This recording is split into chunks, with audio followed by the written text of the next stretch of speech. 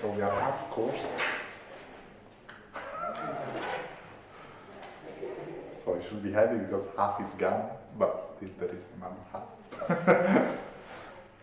Okay, I just checked what yesterday I checked a little bit if the course. So I forgot two results which can be done by exercise. One we saw already, and let's see the other one.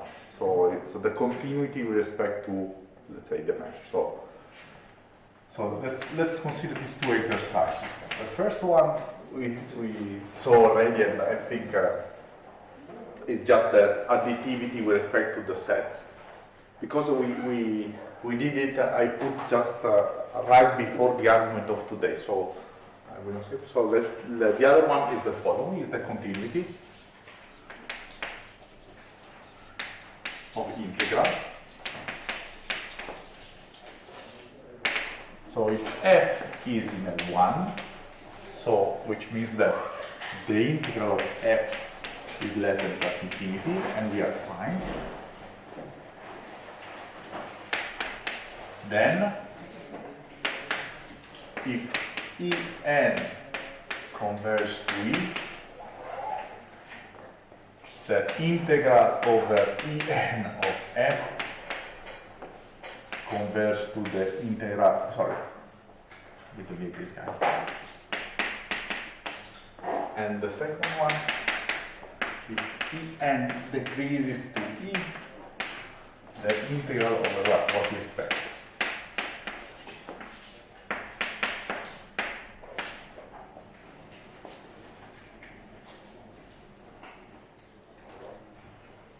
So, well, the exercise is easy because we have the countable additivity.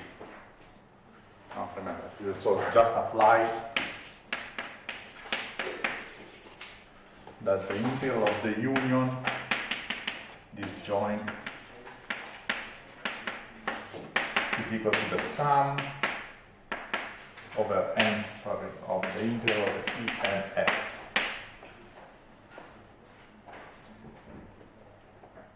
But the observation that I want to make here is that if you remember, the convergence of the measure with respect to decreasing sequences was false because the measure of the, if all sets has measure plus infinity, well, the last set can have finite measure. So why here is true? No, it's because this guy is less than plus infinity, so you can subtract the integral over R, okay, which is a finite quantity. And indeed, so this is what I introduced as a remark. So let's say if E is measurable, okay, and I map into the integral over E of, let's say, modulo f, and f is larger or equal than 0, this is a measure.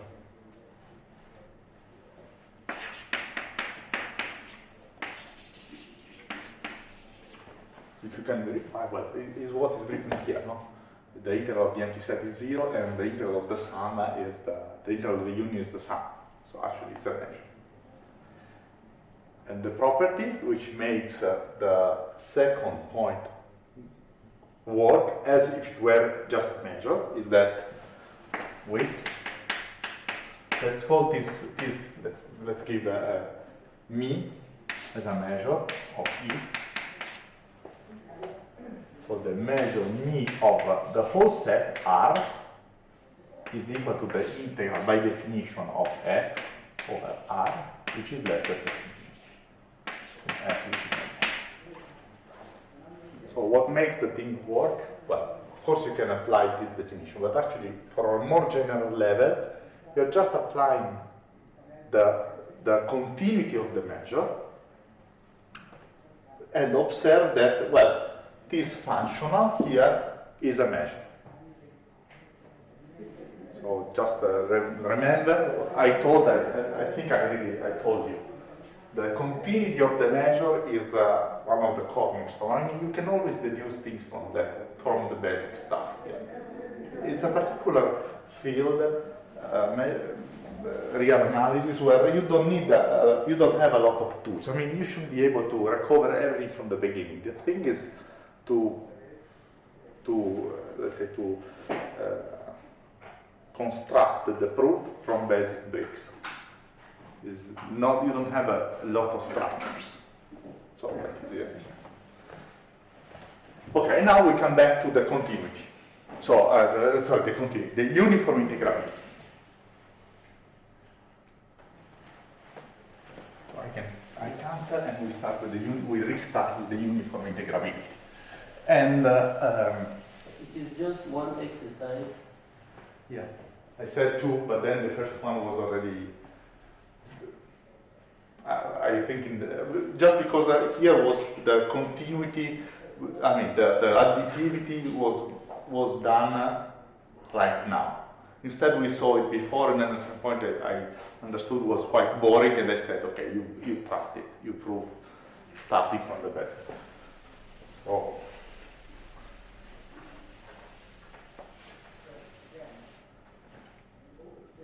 It's uniform integral.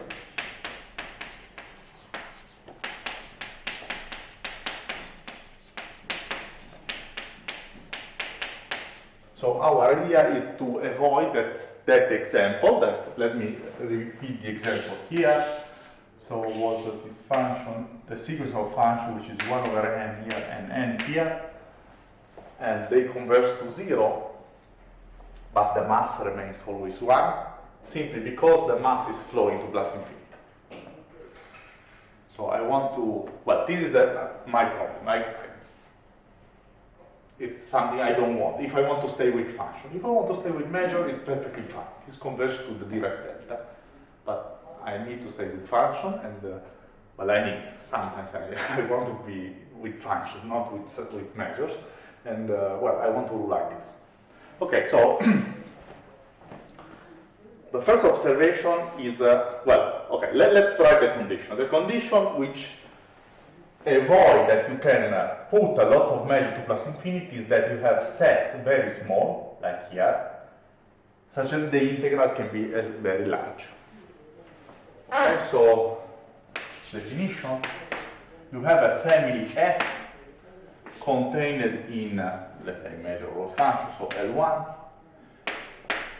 is a family of functions, family of integrable function.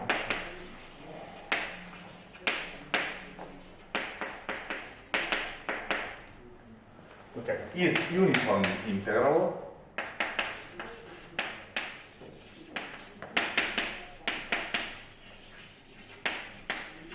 if, okay, so let's write the condition. If the set has small measure, the integral is small for all functions. Okay. So small, which means that I can make, if I want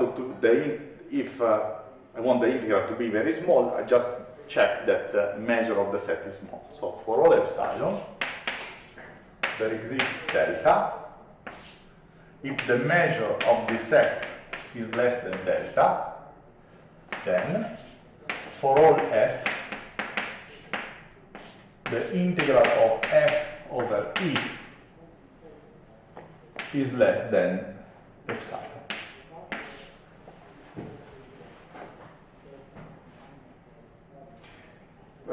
Let me see, because I state this way, but sometimes the modulus is outside or inside, that doesn't matter. Oh, okay, let's do immediately this remark. The modulus are outside or inside. Does this matter or not? So can I replace?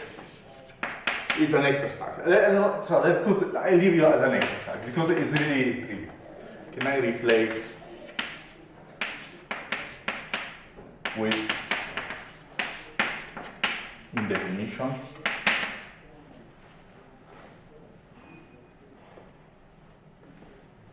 No.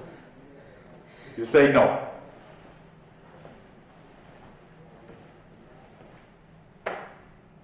Because we can found a family such that all the integral of the family is 0 But The integral over E, for all E. For all E. For all E. yes. And then yes.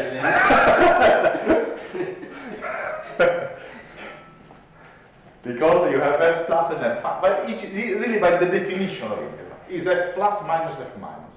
And the positive part and the negative part are on two different sets. So yes, just a joke. Okay, so but the first thing is that a single F uniformly integrable? Yes. Okay, I should propose it. So F in L1, then F is uniformly integrable.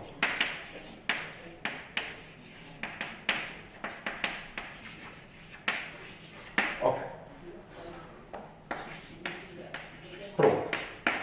Can you restate what is the uniform integrability for a single F? The sentence that I want to prove.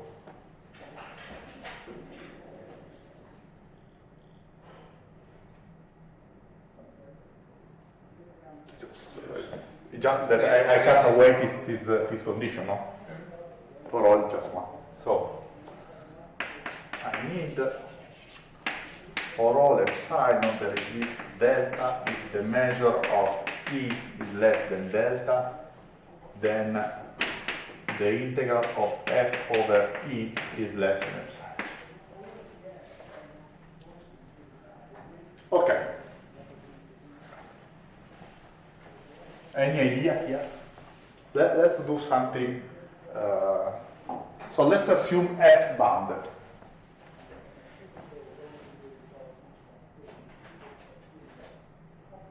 It's not the only proof.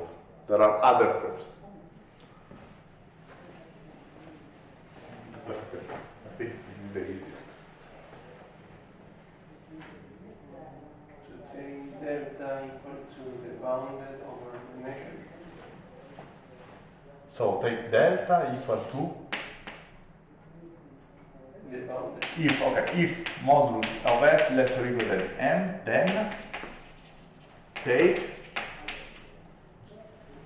N over the measure. so this guy Epsilon over the epsilon over M. Yeah, because I have for monotonicity the integral over E is less or equal than M times the measure of E, which is epsilon over M. I'm fine. No? on the measure of E delta. Measure of E as well. Or you give epsilon equal to M delta. This is the same, no? You see. But this is elementary. So let's do, when it is not bounded, we have one important inequality. Yes, of course. By Chebyshev.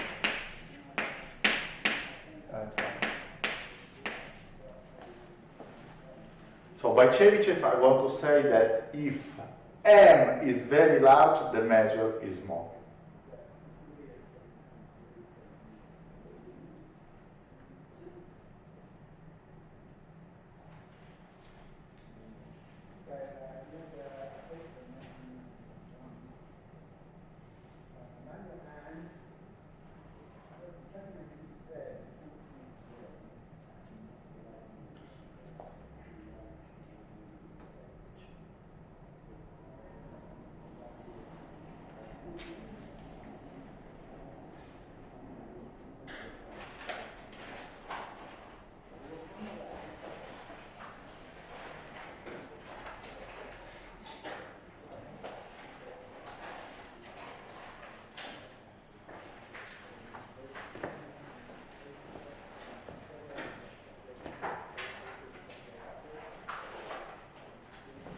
The measure, so the measure where F is larger than M is less.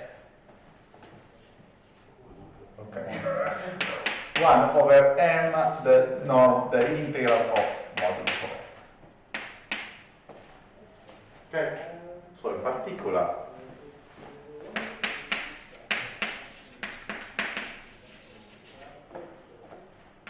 the measure of modulus of f, so let's say the set ek, which is equal to, okay, let me use k,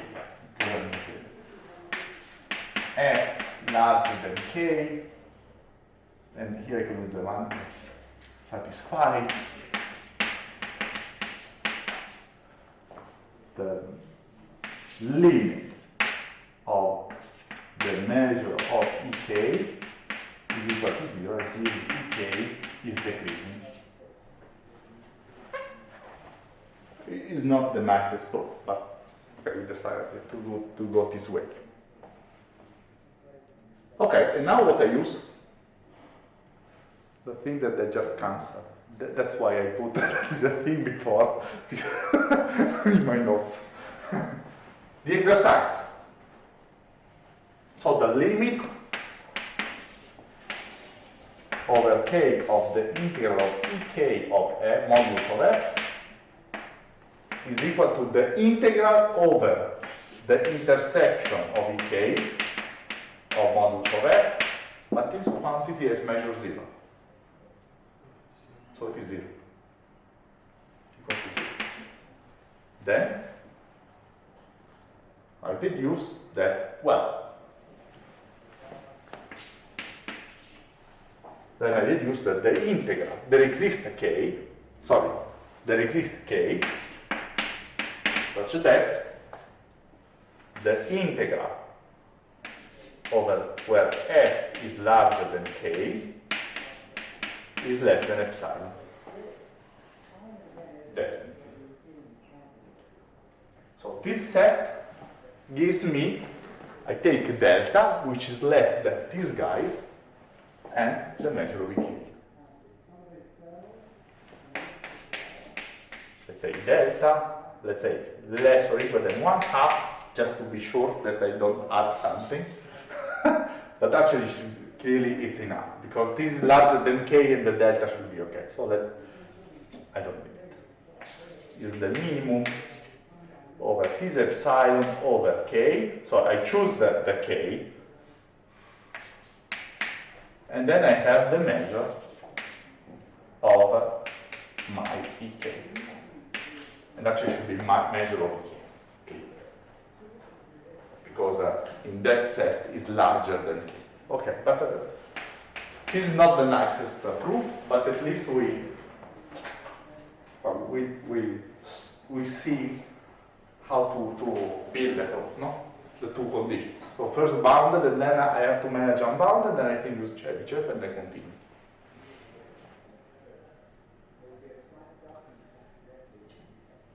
But here the first one can be sufficient. Delta equals to epsilon over k.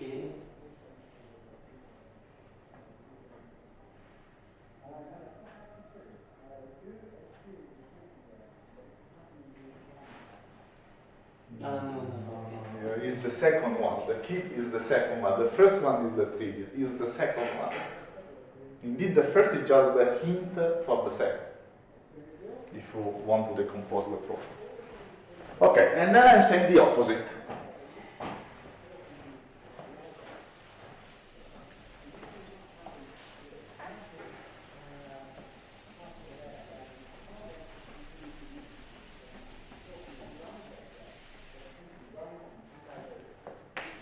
Second proposition, if the measure of E is less than plus infinity and F is uniformly integrable in E, okay, which means I extend F to 0 outside is uniformly integrable in R. We don't make this, we will always do that step. So when I say restricted, it means you can extend to any constant 0 in particular, and then you compare. So then F is in L1.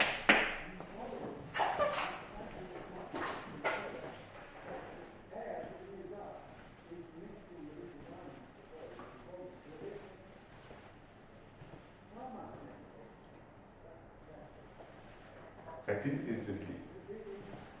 So just a sketch. So this is E, and I partition into sets of measure delta. So each, let's say, EK has measure of EK less than delta. Okay, I say, yes, done. The delta is this delta. What is now an estimate of the integral of f? The number of points. Yeah, you see now. So I know that the integral over each of these guys is less than epsilon by uniform integrability.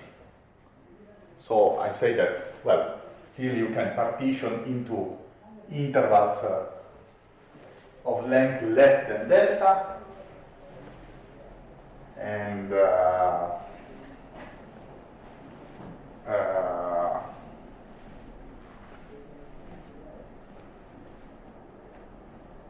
but we have to be careful. We have to use something we did earlier, really at the beginning, the fact that you have open sets.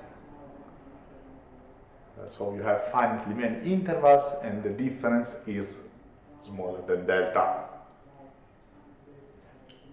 You remember this guy? So I don't want these intervals to superimpose too much.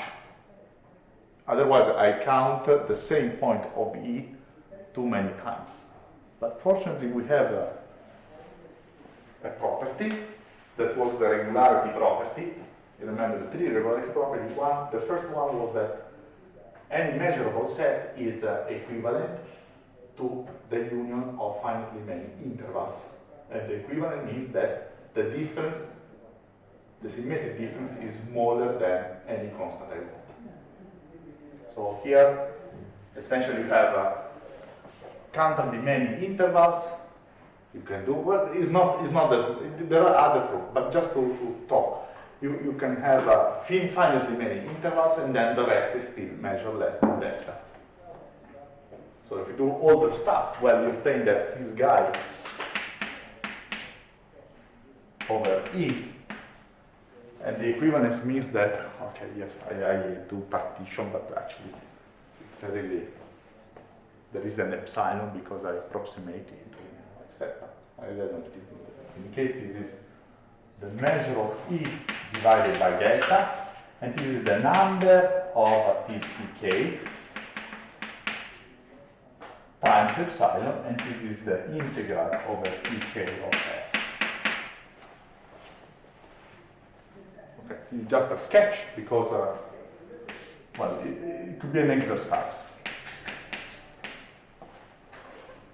So try to fix it. It's a useful exercise to fix because you have to use some tools.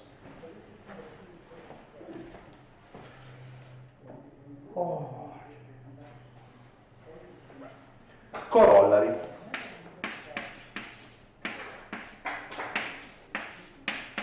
Fn n equal to 1 to capital N, n less than plus infinity, is uniformly integrable.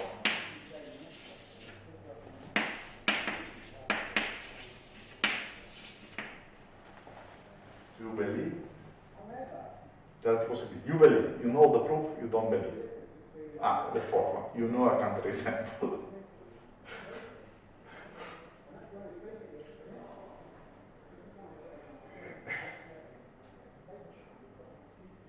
Okay, let's start. Who knows a counterexample?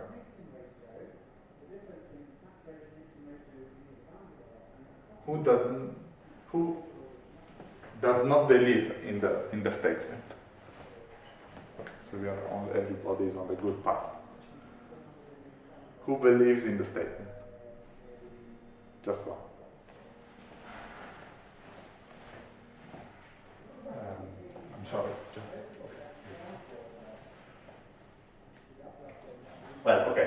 the corollary is, so if you have for any f this estimate, so you have a delta which depends on f.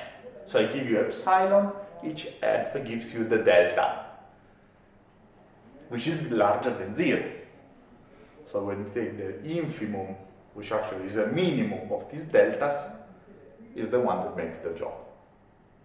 Okay? So the proof, take the minimum of each delta for every f, for any f.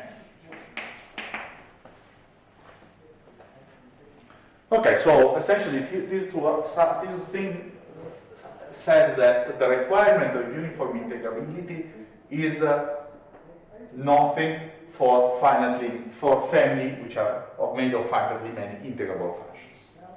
So, which is correct, because I want to state something which rules out sequences that they do not converge. So, very well. So now we are the other part. So now we have really a sequence which is uniform convergent, uniform integrable, and want to prove that it converges. If it converges almost everywhere, it converges with the integral. So I hope you understand the two parts. So the first one is that I'm not requiring anything on a single f or even counter many function, I'm really requiring something on sequences. Okay.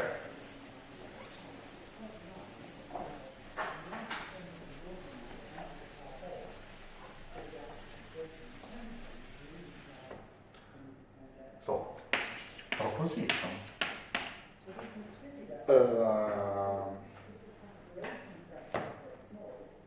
Let's say Fn is in L1, uniformly integrable,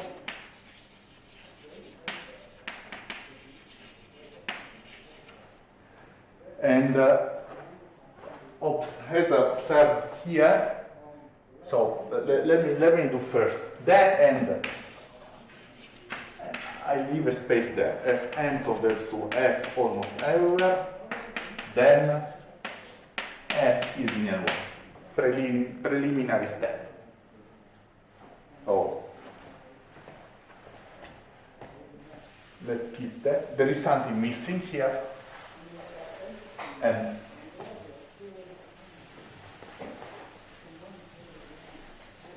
I ask you to fill the gap just looking at this proposition and considering the easiest converging sequence you can imagine.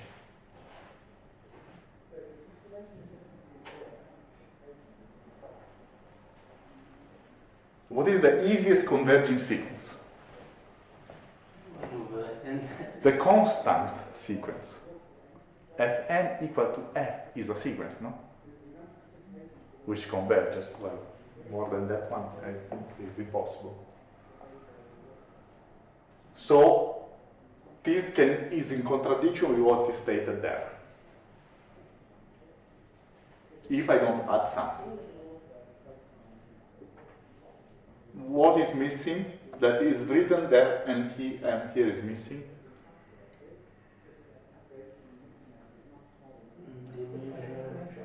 Yeah.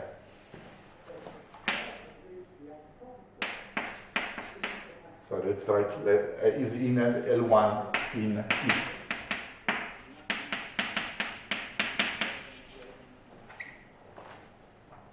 Indeed, uniform integrability, let's say this example,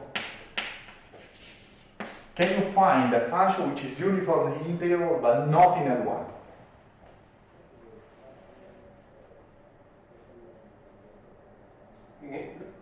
A function which is uniformly integrable, we have the statement which says that the function is uniformly integrable, but is not in L1. The constant one. Hmm? The constant function. 1. 1, in that case, epsilon is equal to delta, makes the job. Now you see, because this is something which tells you that the mass is not flowing to plus infinity vertically. but is not controlling what happens horizontally. Since we have function, you cannot travel in different directions. So I remove the mass here. If you keep the mass here, it can go only up. We have functions. If you have sets, clearly you can move a set in any way you can. And so example is 1 is uniform. So f identical equal to 1 is uniformly integrable.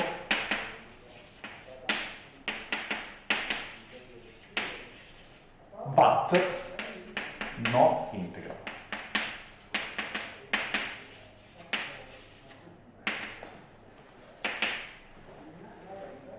So the uniform interval is that if I remove this assumption, no? Because I can ask, you see the requirement that family is here, it does not imply that this definition is meaningless. This sentence is meaningful if just f should be locally integrable. So integrable in any set of finite measure. So I have to put the quotes because it does not fit into our definition. But in the proposition, the hypothesis was all the Fn should be in L1 also. Yeah, but then you can make them converge to 1. Okay. Find Fn in L1, Fn converges to 1, and Fn uniformly integral.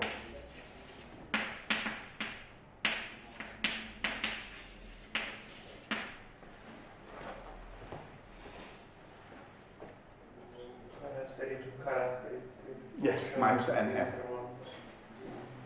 It's a lot, because this is a local requirement, no? I mean, even in the assumption I put this guy because you are going to apply to L1, but actually it's a local requirement. And L1 is a global requirement. And that's why you can. Okay, so let's do the proof now. Now I think we digest a little bit why is that. I mean, why the form of the statement is this one.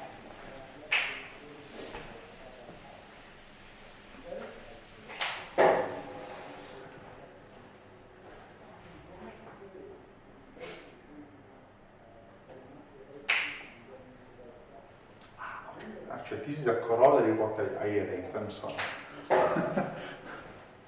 How to prove this?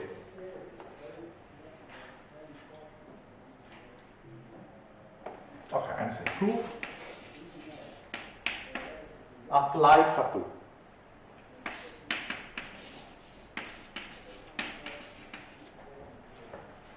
And then I say what to what. So the integral of the limit, which actually is a limit of modulus over Fn, is less or equal than the limit. And now,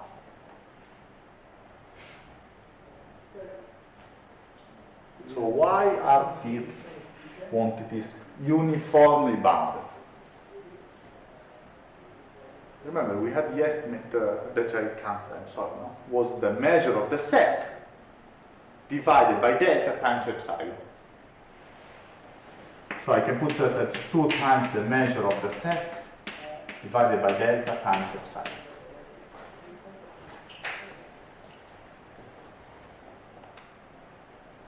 Actually, the real constant is the real constant should be this one. This is the correct estimate. You remember, no? There was that corollary which says that the proposition, no? That if the one that I cancel right now, I can estimate the Hellman norm like the measure of the set divided by delta times epsilon. It wasn't the proof. So, okay. And now we have one of the most important theorems, which is the Vitali convergence.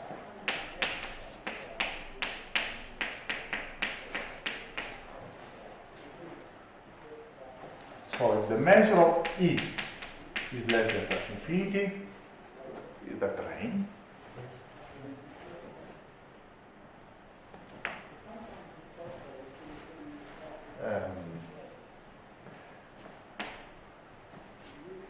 Fn converging to F uniformly integrable.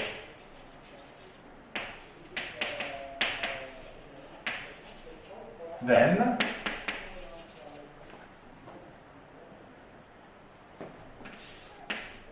the integral of F is equal to the limit over n the integral of Fn. So before going the proof I tell you is basically, okay, you have already L1 and the uniform integrability controls the set where F is large uniformly. So it's really ruling out the example that we have. But now what I want to discuss is the comparison between this theorem and Lebesgue dominated convergent theorem. You remember, no? Excuse me. The comparison between is the sequence the uniform integrable or the limit? No, the limit is certainly uniformly integrable because it's a single function. So essentially you can say that Fn and F are uniformly integrable. Both Fn and F. So the real assumption is that the sequence is uniformly integrable. You know that a function is certainly uniformly integrable, and then you can add a function to a uniformly integrable system to get another uniformly integrable sequence. So it's not so the real assumption is about Fn. So the proof is quite elementary, but I prefer to discuss a little bit the example in order to get the feeling what's the difference between this guy and Lebesgue. So, remark, what is Lebesgue convergent theorem?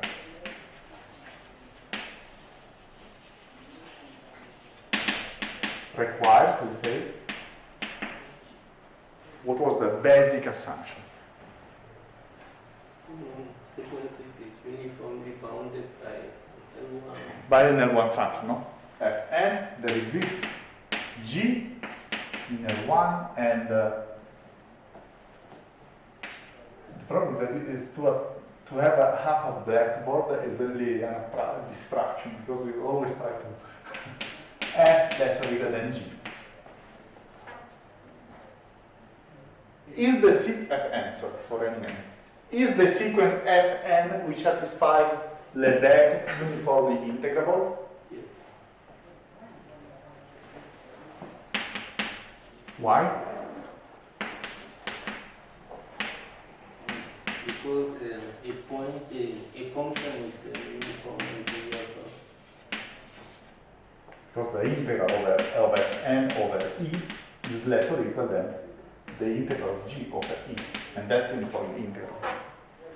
Okay, so we are really extending. Well, we could be really extending. At least we contain the previous step.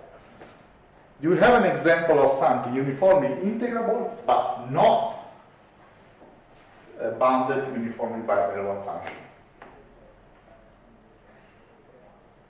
What is a natural question? I give you your statement. I want to see if the statement was empty, in the sense that it's just a previous statement rewritten in a more complicated way. Or I'm giving you really a new possibility.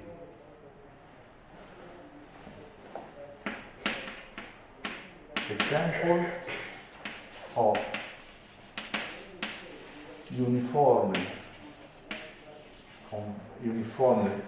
integrable sequence not bounded by an L1 function. Okay, we don't need to be precise. We need just to understand that how to build it, because this I think is one of the exercises. And the same assumption of finite universe. Yeah, that's yeah. Otherwise, Because there is a second condition. Here you have a second condition because the control with the L1 function tells you that the measure cannot flow away horizontally. We did not discuss yet how to control the flow, the horizontal flow, which is another problem. I think today we should be able to do that. Okay, any idea?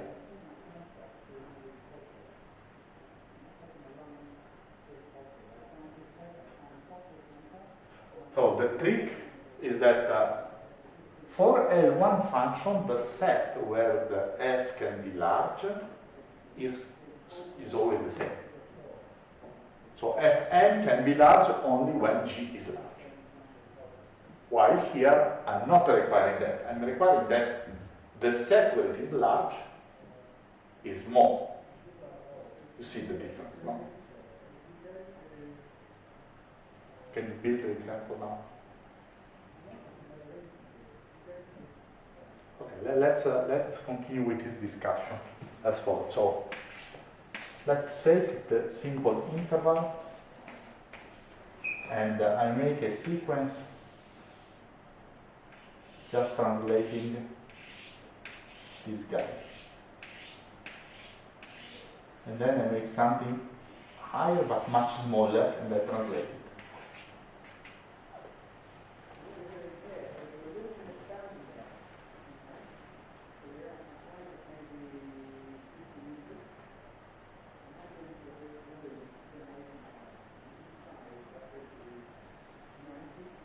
Is this, so you understand? I would like you to fill the gaps. You understand? No, okay. So I say, for example, f n k, let's say k is between 0 and n minus 1, is equal to k over n plus n, the characteristic function of 0, 1 over n.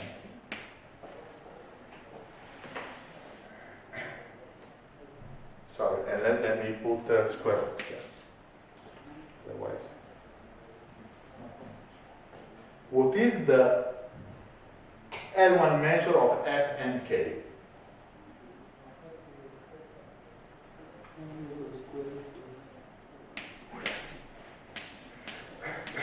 So the integral, because it's positive, 1 over square root of n.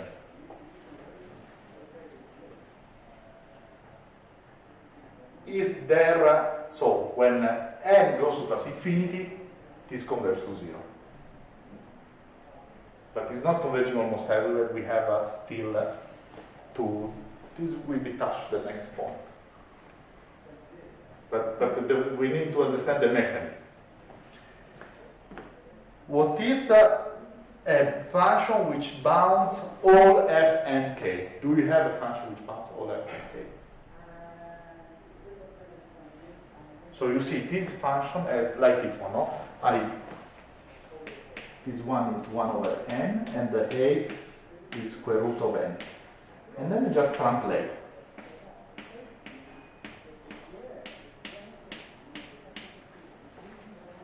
What is is there an L1 function which bounds f and k uniformly?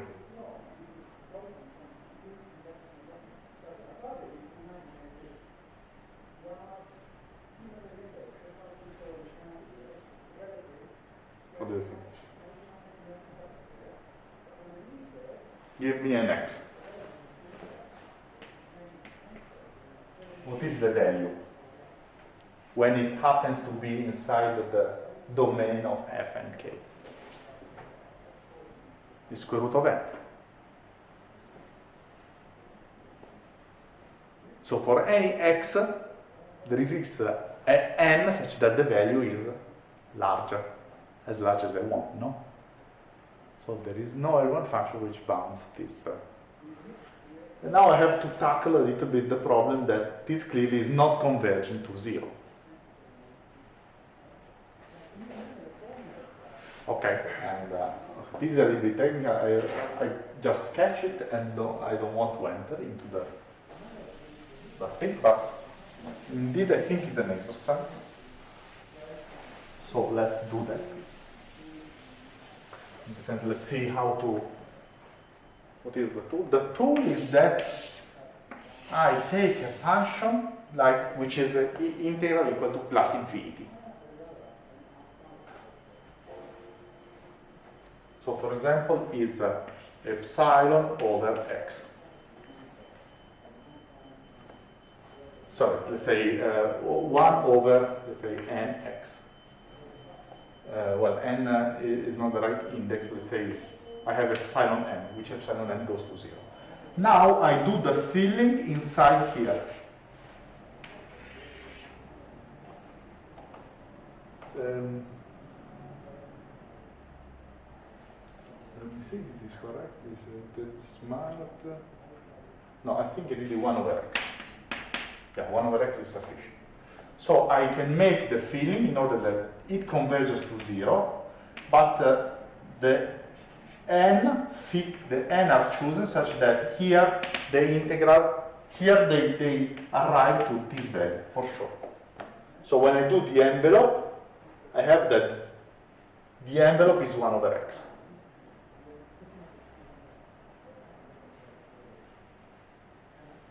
Okay, this is in the exercise. In case, I hope you, so do you see why it's different from Lebesgue, no? Because Lebesgue, I really controls the set where it diverges. While here I'm just saying that is more in the set where it diverges. But the set can be spread out.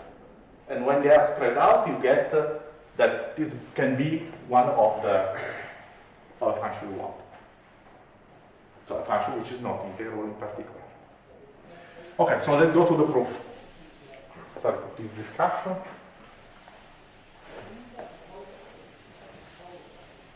Let's go to the proof.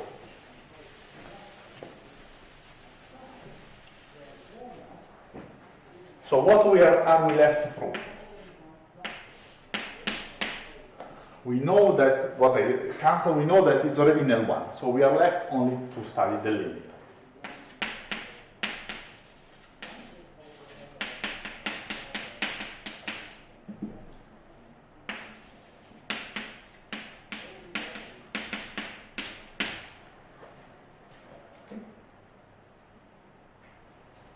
And now let's use immediately the uniform integrability. So I know that the measure, let's say that for all epsilon, there exists, and here I can use really k, in the proof there exists k such that the integral of f and the integral of fn, where f is larger than k, or fn is larger than k, is less than epsilon. So it was in the proof of the theorem or in the proof of the proposition. Because I know that this set is going to shrink to measure 0, so certainly by my definition of uniform integrability, I have this thing here. Well, and I'm saying with these two inequalities, I'm done.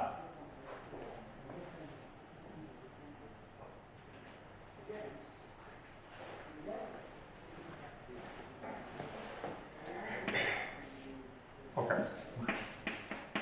With these inequalities, it is enough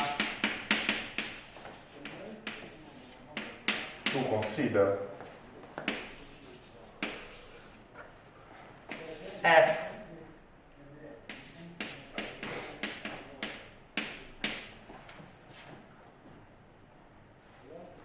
fn,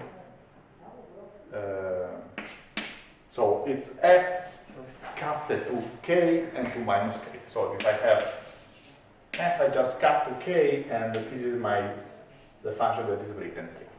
I'm saying that yes, I'm done with this. One, it's just triangular.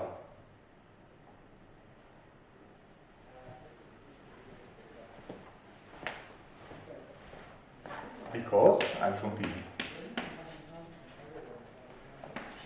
f k minus k, so you understand the notation, no?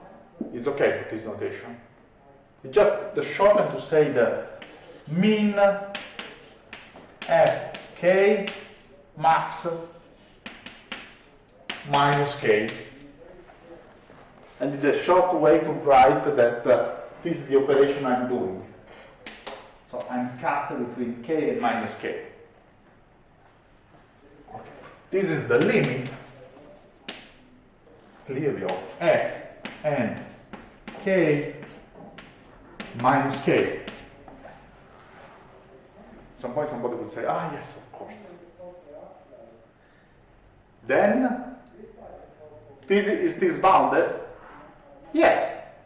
By definition, it's bounded by k. The modulus of f is bounded.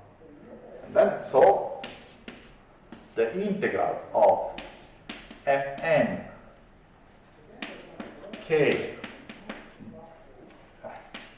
minus k is so the limit is equal to the integral of f k minus k. You see it now? And then I know that these quantities differ from the quantities by an epsilon which is the same. So, and then, okay, if I add what is left here, I add what is left there, I have that the difference is less than 2 epsilon. Because here I need to add at most epsilon, and there I have to add at most epsilon. So the lim sup, because I don't know if they converge, but theoretically they converge. Of fn f is less than 2 epsilon. As usual, I prefer to do something round trip because you see how to put the pieces instead of just driving, let's say, this, and then let's consider this thing drives like the sum of these two, one pass to the limit, and then you get epsilon. But here you see the pieces. Because it's the way of approaching the unknown problem. No? What is, okay, here I have this guy, I have this guy, okay, the case suggests me, let's take the bounded, so I have also this guy, now it's just the problem to put them together.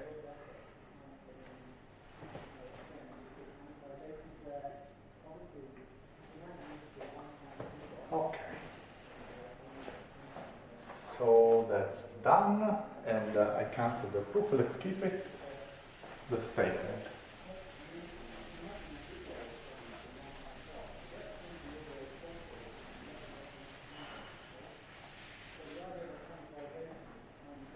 Another proposition.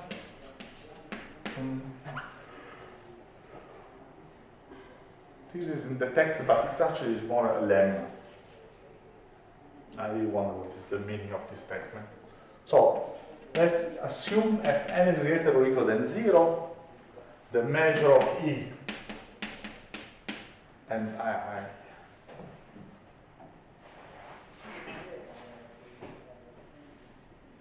yes, less than plus infinity, and then, okay, fn converges to 0. Then fn is uniformly integrable,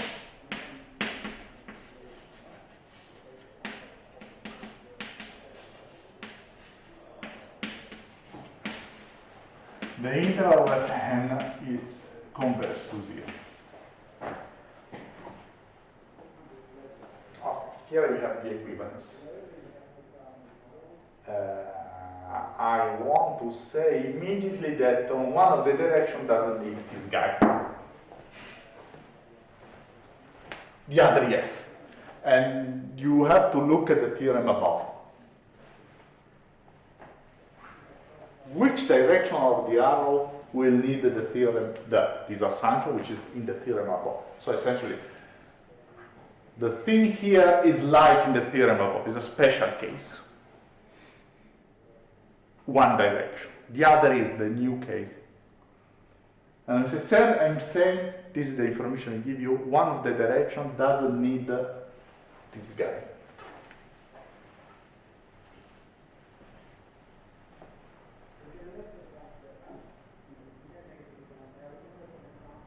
Okay, which one needs this guy? I need just to apply the theorem. The theorem, which arrow? Yes. This arrow needs the final. So the opposite I say is doesn't need.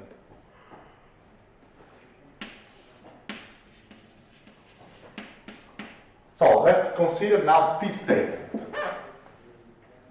which says that for all epsilon there exists n, the integral of fn, which is equal to the modulus, is less than epsilon. And let's compare with the guy here.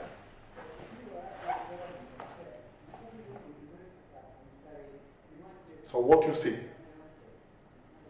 No condition on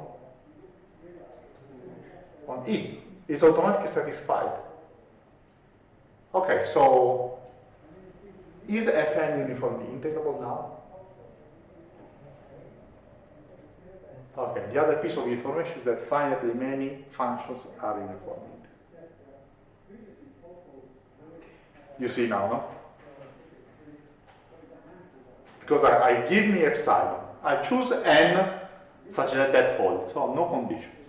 Now I have all the fn, fk with k less than n.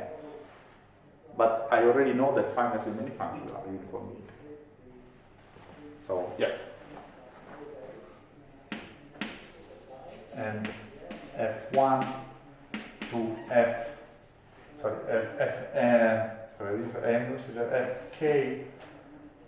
for k, I forgot to say this guy, up to n is uniformly integral.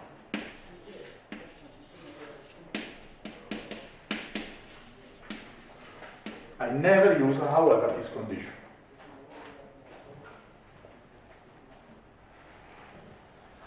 We are at the end. Do we need that the Fn are integrable? Yeah. Yes, because okay, here it's integrable, and uniformly integral I already I'm using the theorem, so they are already in L1. Yeah. Indeed, the problem, I think you put this condition here not because it's needed for the definition, but just because it just requires uniformly integrable means integrable. Because otherwise you have to be careful if there is uniformity in front or not. Then in one result we say if f is uniformly integrable, then it is L1. Do we for bounded sets. Because, yeah, okay, if indeed that statement I don't like. It was just you're requiring the observation that the uniform integrability is some condition on bounded sets. Yeah, that statement clearly was empty in the moment you assume that f is in L1. Indeed, that statement is that you have a uniform estimate on the integral, which was but I put it that way, but I'm not saying that it's the best way, but I'm saying that I want to underline the fact that this condition is something really local. You don't say anything about the total integrability. So you assume this in order to avoid, well, there are many conditions, but you want to avoid that uniform integrability is slightly different than integrability. So you want something more stringent, but actually this sentence here is everything is just local. Okay, now we have to take care of the second one. So this takes care of the blow up, and now we have the problem that I can push the mass to infinity horizontally.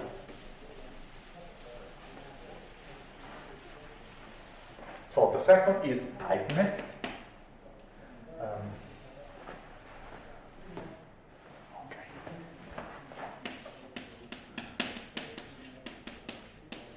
Tightness. And let's start with an example. So the example of non-tideness would be a function which translates n plus 1.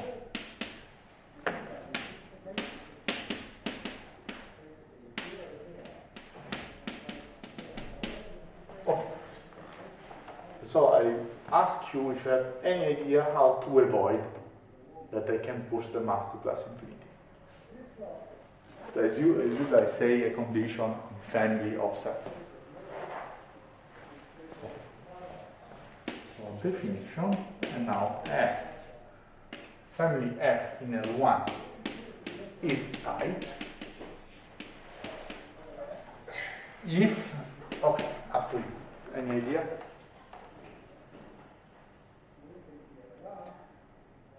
So let's think what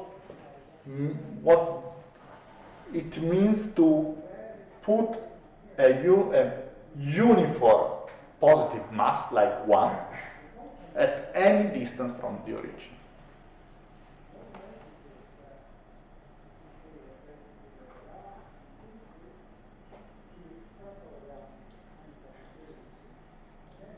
So I'm saying what is the non-tightness. So non-tightness is that I can, at any distance from the origin, I can put a mass which is 1 half, doesn't matter really, no? Is a positive constant.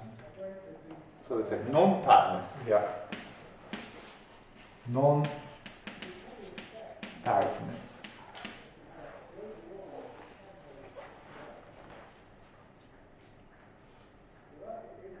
Okay, so at any distance, so there exists a constant C. Say that at any distance means that the integral for x for all n, the integral for x larger than n, okay, of the supremum, because I have the supremum of the integral of k for x larger than n is larger than c. So this is I think this is the non-tightness, no? So when you are very far, there exists a function in your family which has a mass very far, in a uniform way.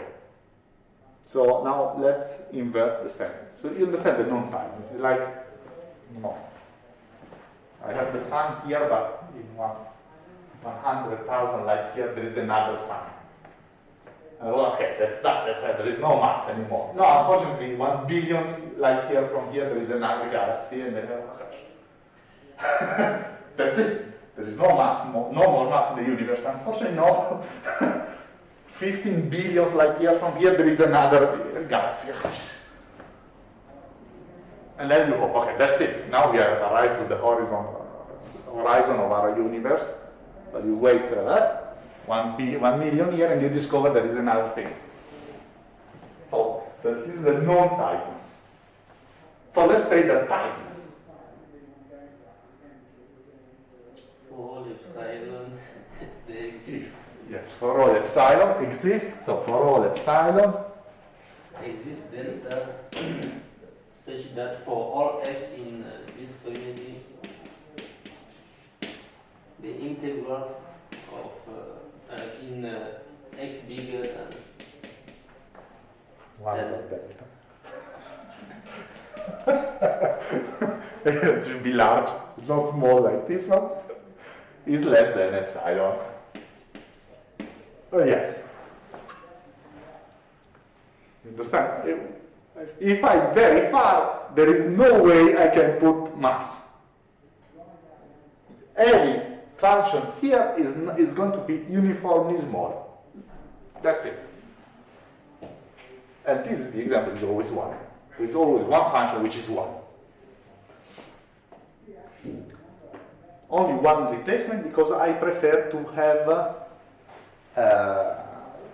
something which can be extended, for example, to general spaces, not just R. So I want to replace this thing with something which is, okay, in R it will coincide, but general space is more flexible.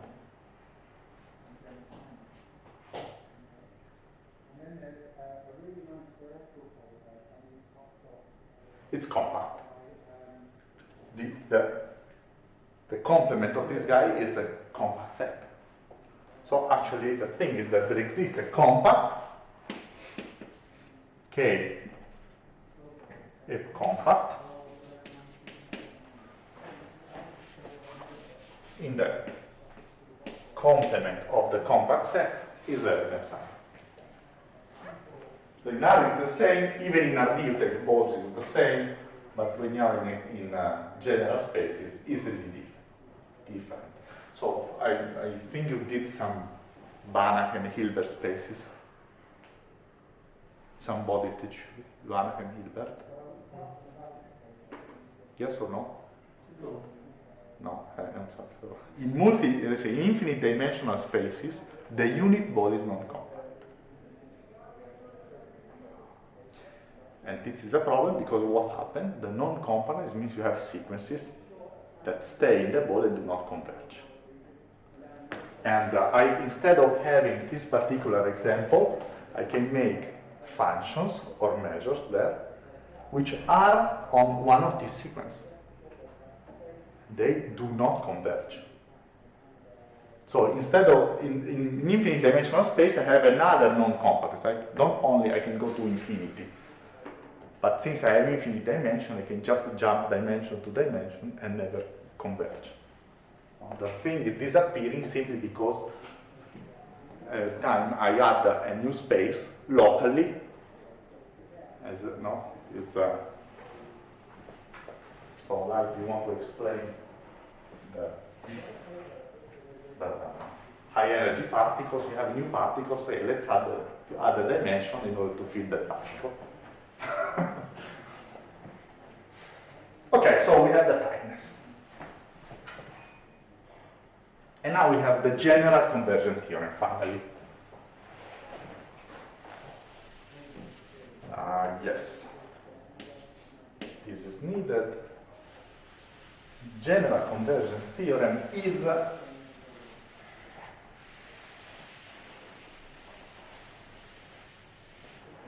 not Vitali.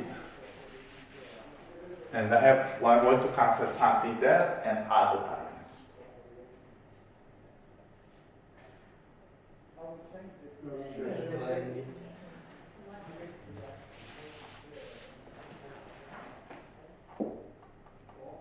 Tight.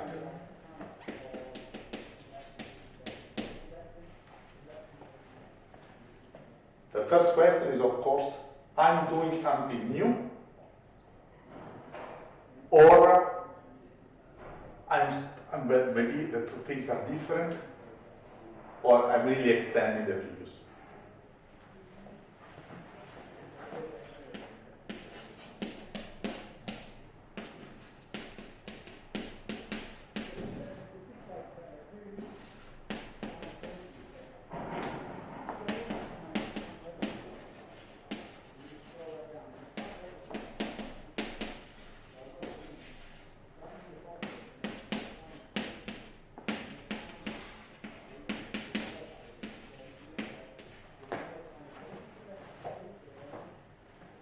Here I say this should be the most general, so clearly it should be yes.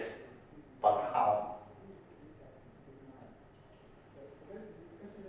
It's an actual question.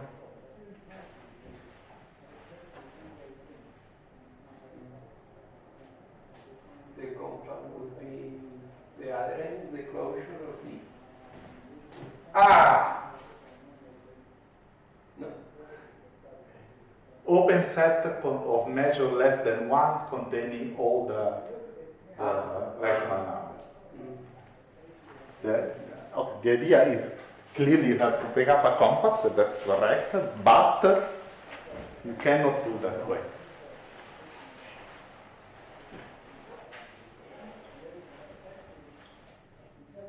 The inner regularity.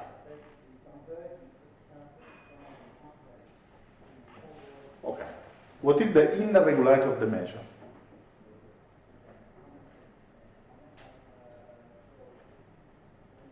Or, well, you can use the regularity concrete, whatever you want, but is there a statement that gives me a compact set plus something small? Yeah.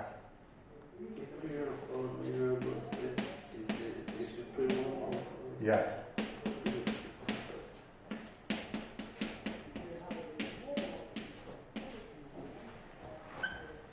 You cannot never take closures. Never take closures in general in measure theory. Be very careful. The sets can be very bad. I mean, from the topological point of view, no, they can be very bad. Okay, and it means that well, the mass, I have to say that the mass outside E is very small. Okay, so maybe this epsilon is not the nice. What I have to put here? Okay, clearly, if for a general F I have a trouble. But I have another assumption which tells me that if I control the measure, I control the integral.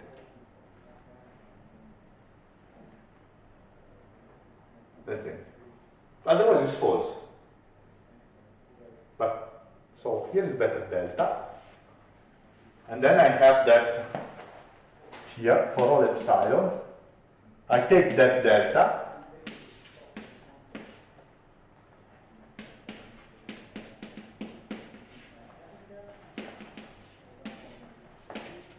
For all n.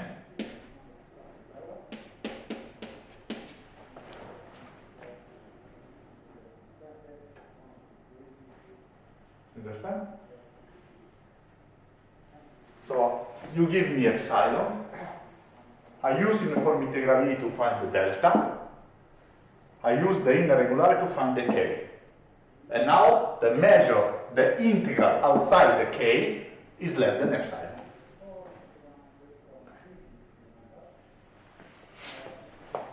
So I'm really extending. You have an example of something which is tight but not concentrated in a set of finite measure.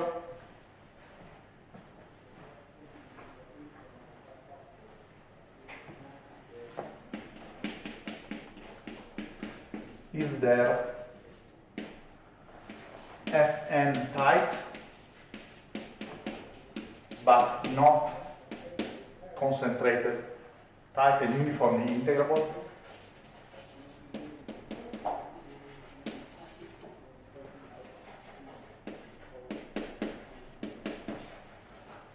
On E, measure of E less than infinity.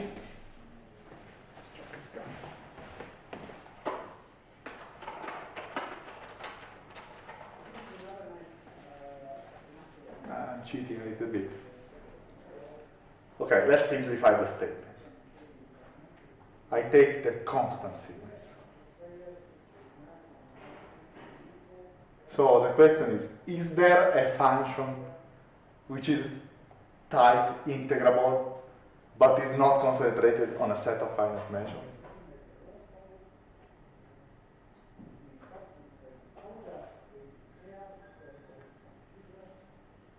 So can you give me a function which is not concentrated, which is the set where is not zero, is not a set of finite measure, and the integral is finite? No, wait, this is so easy that I want everybody to answer this.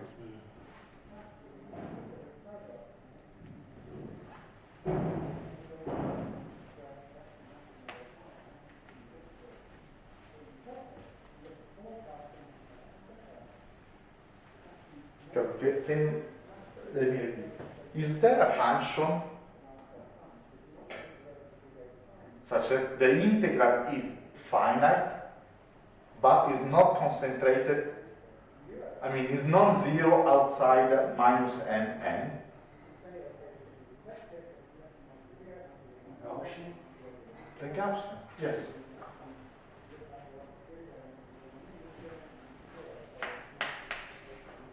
Fn is equal to 1 over square root of pi e to the minus x squared half.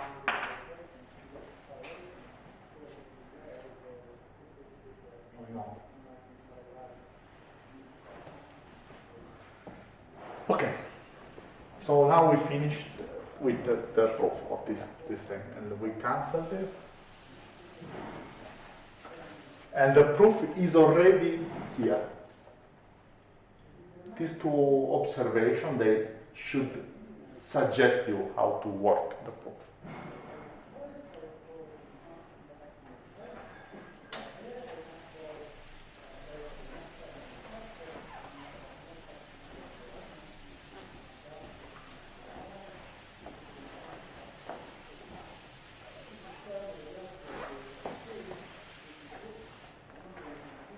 Okay, let's another thing.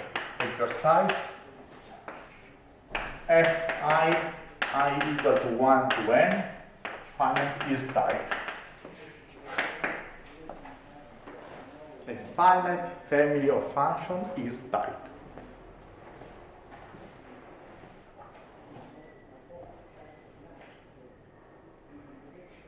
Why? So let's say for a single function, why a single function is tight?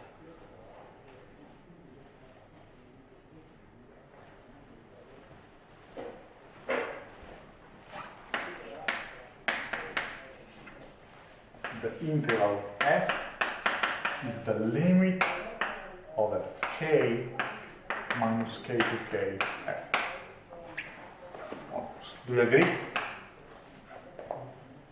Yeah, because of the one thing we saw at the beginning of this lesson. The continuity with respect to the convergence of sets. And then what I do when for finitely many is like for finitely many because here gives me the compact, and then you take the finite union of these compact sets, which is clearly a compact set being a finite union. Okay, and then I say, oh, with this is gone. Why? So let's work the proof. The proof is that I want to recover the set of finite measures. So let's use the tightness. So for all epsilon, there exists k, which depends on epsilon. So the integral, the supremum between the integral of fn in k epsilon complement, and also the integral of f. I can use this observation. Is less than epsilon. And then, so one, second ingredient, the integral of k epsilon of fn converges to the integral of f because of Vitali. Now I'm in Vitali.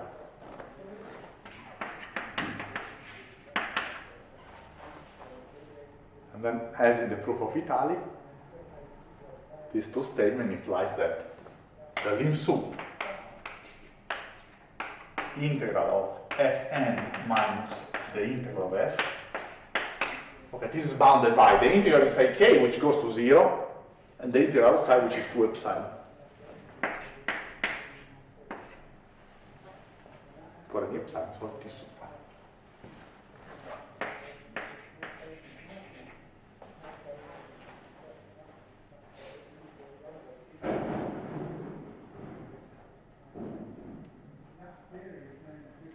I think this is the end.